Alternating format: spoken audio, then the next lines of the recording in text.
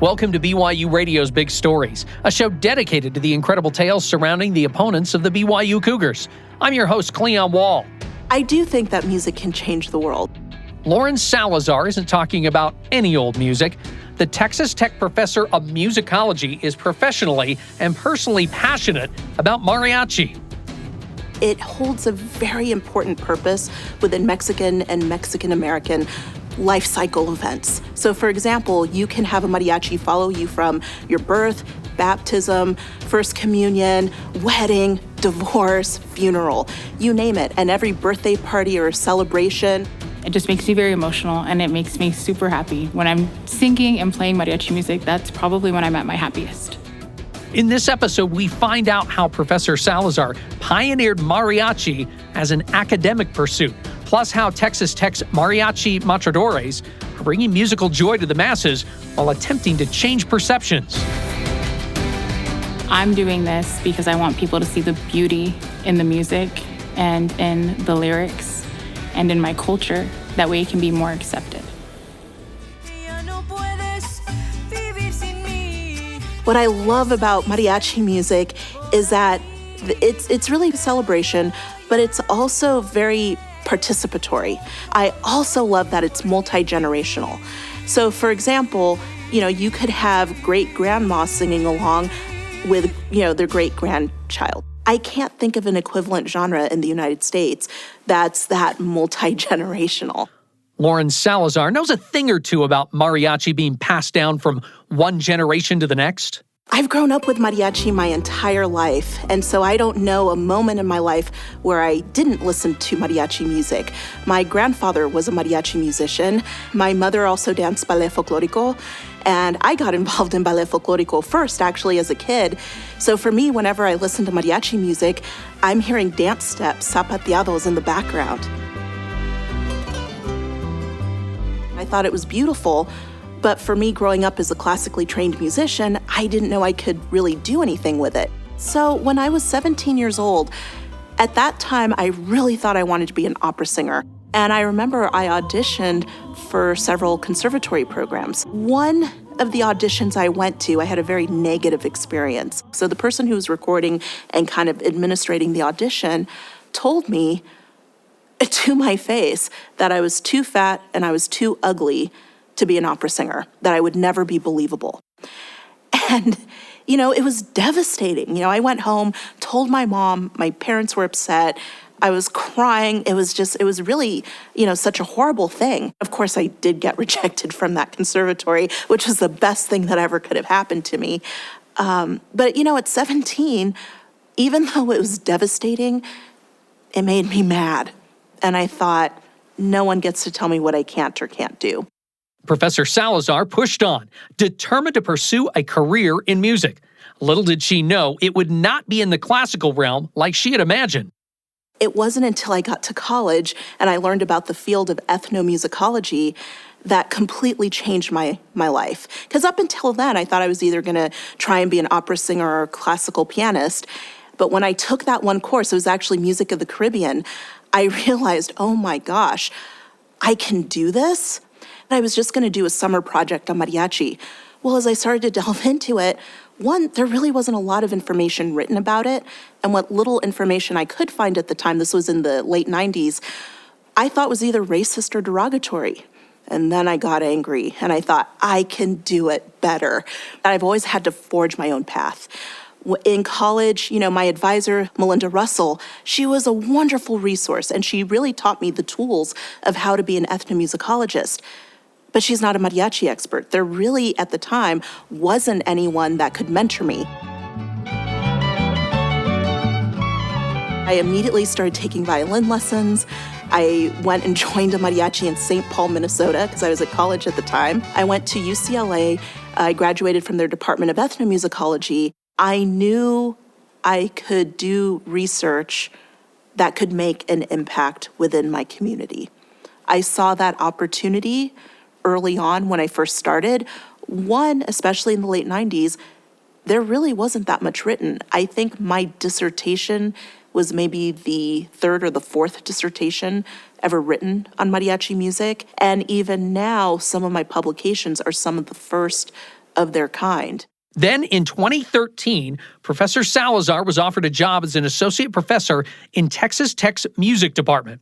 She had never heard of the university, nor did she know where Lubbock, Texas was on the map. But knowing me and the family I come from, I'm going to do it. It's an adventure, right? So when I came out here for my interview, I really wanted to be someplace where I could build.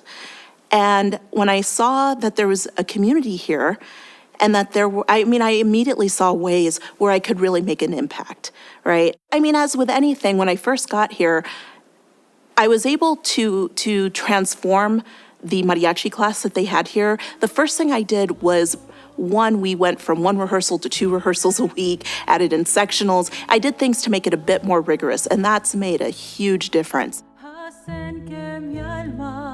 Professor Salazar turned Texas Tech's Mariachi Matadores into a professional ensemble and started collaborating with performing groups on campus. It's been a really, I think, good experience for the School of Music as a whole, especially in terms of inclusiveness, diversity, and just really, giving the students of Texas Tech an education on global issues too. We don't just live in a bubble at all. The professor also made sure to leave her campus bubble.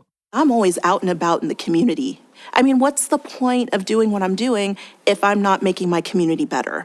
And this really falls into a type of ethnomusicology known as applied ethnomusicology. I do this research, I do my work, but then how can I apply it so that it has real world impacts on the communities that I care about and the communities that I really want to make a difference for? In fact, in the last few years, as mariachi has really boomed in K through 12 education here in Texas, I've been invited to either give clinics, master classes, judge different events.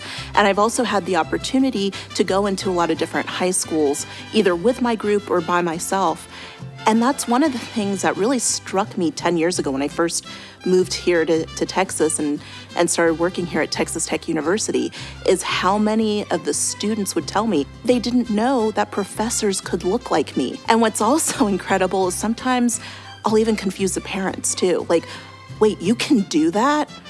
Wait, that's possible? Whenever I go into these communities, I try to be as positive as I can when I'm working with students while still giving, critical feedback, constructive criticism, things of that sort. But I realize for a lot of the students, the mariachi is the one thing that's really keeping them going in some cases. And now that there might be scholarships available, because they played mariachi music, that's having a very big impact. There's a lot of anecdotal evidence from the directors that I've worked with and talked with over the years that the mariachi really does help school become culturally relevant. And it's also that pathway for parental engagement and community engagement as well.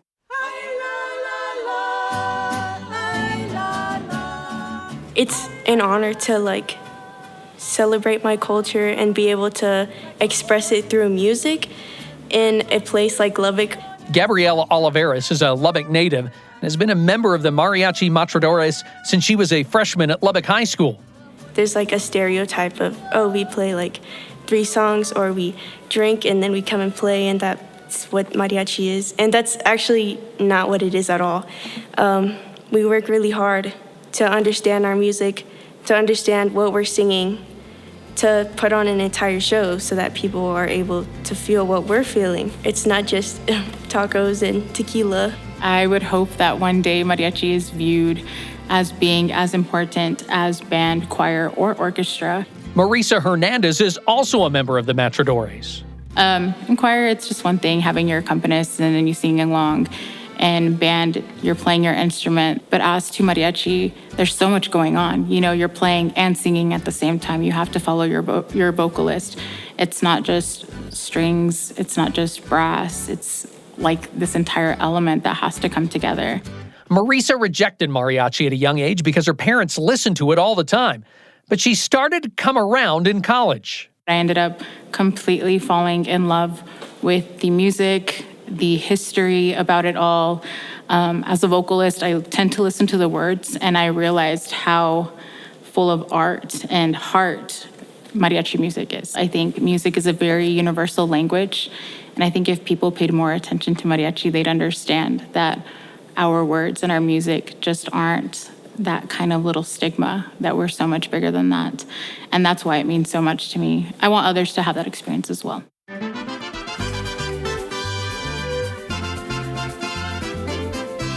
Being able to study the music of my culture has enriched me more, so it's really given me a great sense of purpose.